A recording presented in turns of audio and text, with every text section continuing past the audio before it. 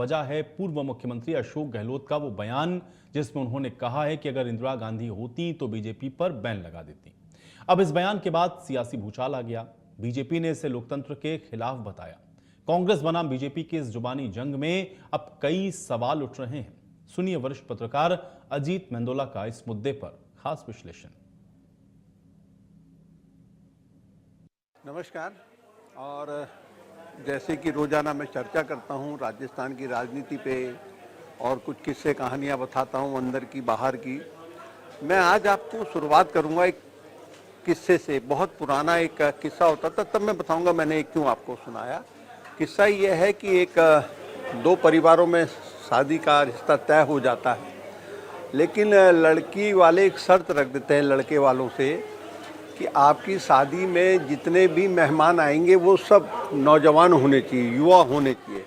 केवल युवा बाराती अलाउ होंगे, बुजुर्ग कोई अलाउ नहीं होगा। अब ये अजीब सी शर्त थी, लेकिन लड़के की जिद थी कि मैं उसी लड़की से शादी करूंगा। तो घर वालों ने सोचा कि चलो भाई।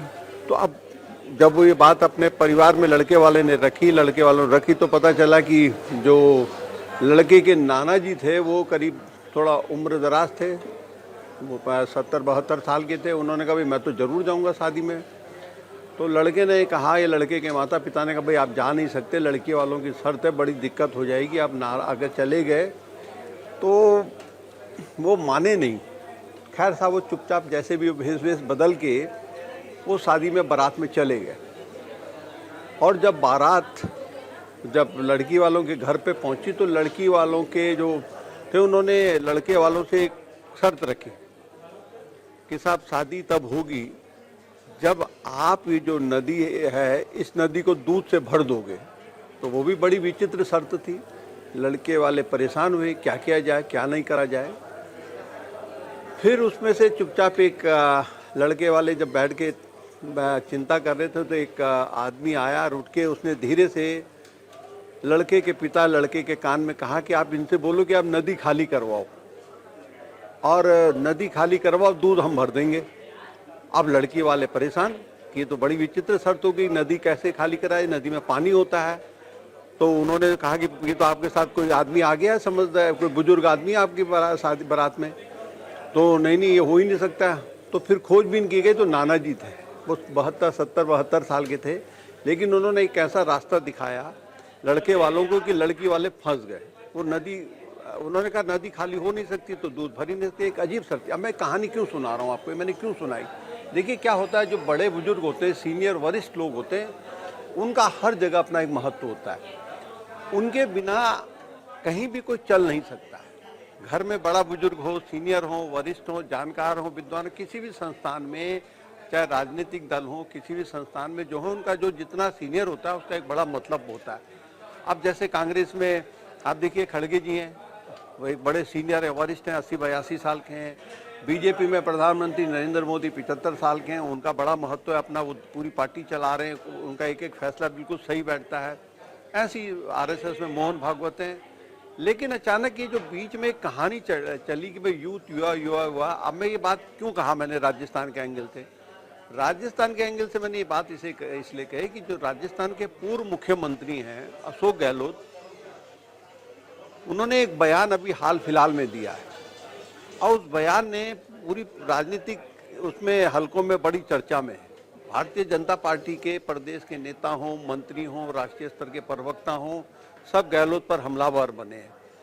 अब गहलोत ने जो कुछ कहा उसमें ऐसा कुछ नहीं है, वो बार बार कहते हैं, लेकिन उन्होंने जिस तरीके से कहा कि भाई अगर इंदिरा गांधी होती तो बीजेपी पे प्रतिबंध लगाती थी। उन्होंने कहा भाई देश का लोकतंत्र खतरे में है, और फिर वो जैसा बोलते हैं कि जो हालात देश के हैं चिंताजनक हैं, एक समय है, इस समय सबको राहुल गांधी की नेतृत्व में एक हो जाना चाहिए। उन्होंने जो मेन बात कही, इंदिरा गांधी होती तो बंद लगाती, उससे पूरे बीजेपी में हड़कंप मच, बीजेपी एकदम गुस्से में आ गई। अब मैं देखिए वो एक अनुभवी नेता है, उनको पता था कि कब कहाँ पर क्या बोलना है। अब मैं यहाँ देखता रहता हूँ रोजाना कांग्रेस के प्रवक्ता जो ट्वीट करते हैं, जो तमाम बातें कहते हैं, उसमें कभी मैंने इतना रिएक्शन नहीं देखा जितना बड़ा रिएक्शन अशोक गहलोत के एक स्टेटमेंट ने, एक कार्यक्रम में बोल रहे थे। तो मेरा कहने का मतलब है कि अनुभव, उनका एक अनुभव है, उनसे राजनीति की सीख लेनी चाहिए। कौन सा पॉइंट कब कैसे बोला जाना चाहिए और उसका क्या मतलब होना चाहिए, उसका मतलब निकलता है। वो जब भी वो बोलते हैं, चाहे वो कैसे भी उनको घेरने की कोशिश की जाती है, वो कहीं ना कहीं रास्ता निकल आता है। अब देखिए, कांग्रेस में बड़ा यूथ चल रहा है, बड़ा युवा चल रहा है। तो हमारे चौधरी साहब राजस्थान के हैं, वो मध्य प्रदेश के प्रभारी हैं, वहाँ रायता फैला दिया उन्होंने। जब वो पंजाब में थे तो तब भी दिक्कत आई थी, पंजाब में उनको तमाम तरह के आरोप लगे थे। अब मध्य प्रदेश में वो पूरी युवा टीम राहुल गांधी ने उतार दी।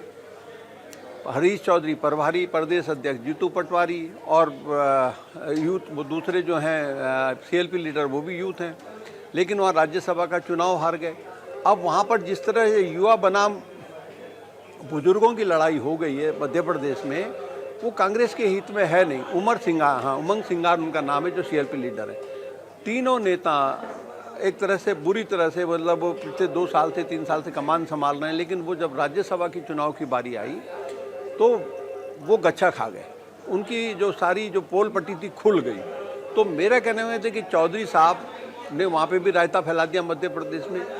अब हालात वहाँ पे इतने अजीब हो गए हैं कि जो वरिष्ठ सीनियर लोग हैं उनको सुन नहीं रहे हैं। तो अब ये हर स्टेट में कांग्रेस में होता जा रहा है। जो वरिष्ठ हैं, सीनियर हैं, उनकी सुनवाई कम हो रही है।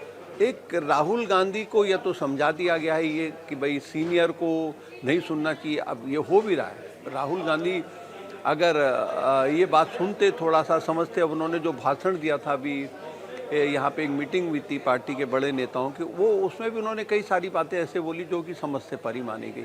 अब आप देखिए ना, ये राहुल गांधी के जो युवा रणनीतिकार हैं, वो जब पेपर लीक को लेकर रैली होनी चाहिए थी, आंदोलन होना चाहिए था, तब कुछ नहीं करा। अब वो कर रहे हैं कि जब पेपर लीक का मामला एक तरीके से ठंडा पड़ गया, बहुत ज़्यादा है नहीं, तमाम दूसरे मुद्दे हैं, लेकिन मैं वही कह रहा हूँ, अनुभव ज़रूरी है। अगर कांग्रेस में भी नानाजी दादाजी टाइप के अनुभवी लोग आगे आएंगे तो पार्टी कुछ ना कुछ उसका उद्धार होगा। लेकिन चलिए, राजनीति में अपनी अपनी समझ है, अपनी अपनी सोच है, लेकिन ये बड़ा मामला है जो अशोक गहलोत ने बोला है। बीजेपी के तमाम नेता, तमाम मंत्री, तमाम प्रवक्ता उन पे लगातार हमलावर बने हुए हैं। हालांकि वो मतलब उन्होंने एक तरीके से जो मैसेज देना था, जो करना था, कर दिया है। अब उसके बाद जो राजनीति होनी थी वो भी हो गई है। लेकिन मैंने किस्सा इसीलिए सुना है कि अगर कांग्रेस थोड़ा सा इस पर मनन करे, अनुभवी जानकार लोगों को आगे लाएं राहुल गांधी, तो पार्टी में अभी कुछ बिगड़ा नहीं है। वरना जो मध्य प्रदेश में हुआ वो फिर और दूसरे राज्यों में भी होगा। जो हालात बन रहे हैं बंगाल की हार के बाद, वो चिंताजनक है, इससे इनकार नहीं कर सकते आप। और फिर राहुल गांधी के सामने अभी 6 राज्य हैं जो अभी फरवरी में जिनमें चुनाव होना है, उनसे कैसे पार पाया जाएगा ये देखना होगा। अब अगर उधर अब बीजेपी की बात करें, बीजेपी में आज से 15 तारीख हो गई है और जो अधिक मास है वो आज ख़त्म हो जाएगा। कल से अच्छा शुभ दिन शुरू हो जाएंगे, तमाम बदलाव देखने को बीजेपी मिल सकते हैं। लेकिन मैं देख रहा हूँ कि अपने गोवर्धन परिक्रमा कांग्रेस के बीजेपी के क्या मुख्यमंत्री भजन लाल शर्मा हों, जिन्होंने अभी राज्यसभा का टिकट जो राज्यसभा में चुने गए हैं, सतीश पूनिया, वो भी गोवर्धन अपने वृंदावन के चक्कर लगा रहे हैं, तीर्थ स्थानों पे जा रहे हैं। मुख्यमंत्री भजन लाल भी जा रहे हैं, हरिद्वार भी पूजा करने चले गए हैं, तमाम कर रहे हैं। अब खबरें गुपचुप बातें तो होती हैं भाई, तीर्थ नगरियों के बहुत कर दिए, भगवानों के बहुत दर्शन कर रहे हैं, अच्छी बात है, करना चाहिए। देखिए, भगवान के दर्शन करने तो मैं भी जाता हूँ मंदिर। लेकिन होता क्या है राजनीति में क्या होता है कि जब कोई नेता जाता है तो तब बातें होने लगती हैं कि भाई, अब देखिए, उम्मीदें तो सबको हैं। जितने सांसद हैं, जो मंत्री नहीं बने हैं, वो भी उम्मीद लगाए हुए हैं। जो नए राज्यसभा में चुने गए हैं, भगवान किसकी सुनता है ये देखना होगा। अब मुख्यमंत्री भजन लाल शर्मा भी शायद इसीलिए चक्कर लगा रहे हैं कि भाई उनकी सरकार बहुत अच्छे ढंग से चले और जो काम हो अच्छे हों। अब जितने मुंह उतनी बातें हो रही हैं कि भाई तीर्थ स्थानों के अब जो भी होना है। अब आने वाले जो कल से जो तारीख लग गई है, प्रधानमंत्री मोदी विदेश से वापस आ जाएंगे 2-3 दिन में, और उनके आने के बाद नितिन नवीन की टीम में कौन आता है, कौन नहीं आता है, कौन जाता है, कौन निकलता है, फिर प्रदेशों में क्या फैसले होते हैं, प्रदेशों का में क्या बदलाव आता है, राजनीतिक नियुक्तियां होनी है, तमाम चीज़ें होनी है। तो कहने का मतलब है कि बड़ा दिलचस्प महीना आने वाला है जो 16 तारीख से शुरू हो रहा है, 16 जून से लेके जो शुरू होगा, फिर अगले महीने मानसून सत्र है।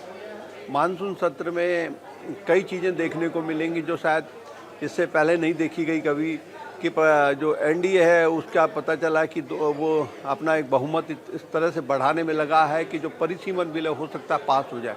तो कहने का मतलब ये कि राजनीति में देखिए कैसे किस्से कहानियाँ होते हैं। इंतज़ार कीजिए, मैं बताऊंगा कि भाई अब क्या होने जा रहा है सरकार में, संगठन में, तमाम चीज़ें क्या होंगी। दिल्ली कांग्रेस में भी बड़ी उथल पुथल है, क्योंकि दिल्ली में उथल पुथल इस लिहाज से है कि 5-6 राज्यों में चुनाव हैं। पंजाब में राहुल गांधी को तय करना है क्या करना है, उत्तर प्रदेश में भी कुछ बदलाव देखने को मिल सकता है, लेकिन राहुल गांधी अभी इस तरीके से उलझे हुए हैं कि वो फैसले नहीं कर पा रहे। पंजाब का फैसला तो अपने आप ही उन्होंने खामोखा फंसा दिया है। तो अब देखते हैं राष्ट्रीय स्तर पर राहुल गांधी कोई कदम उठाते हैं नहीं उठाते हैं, वो भी इंतजार करते हैं कि पहले बीजेपी क्या करती है, फिर देखते हैं। या फिर 6 राज्यों के चुनाव हैं, और जब तक 6 राज्यों के चुनाव आएंगे तब तक कांग्रेस में भी चुनावी प्रक्रिया शुरू हो चुकी होगी, ऐसा माना जा रहा है। क्योंकि 2027 अक्टूबर में राष्ट्रीय अध्यक्ष का चुनाव होना है। उससे पहले जो पार्टी की सक्रिय सदस्यता होती है, तमाम सदस्यों का चुनाव होता है, ये सब चीज़ें शुरू हो जाएंगी। तो अब देखते हैं क्या क्या होता है। मैं आपको रोज़ बताऊंगा कि कब क्या हो रहा है। तब तक के लिए धन्यवाद।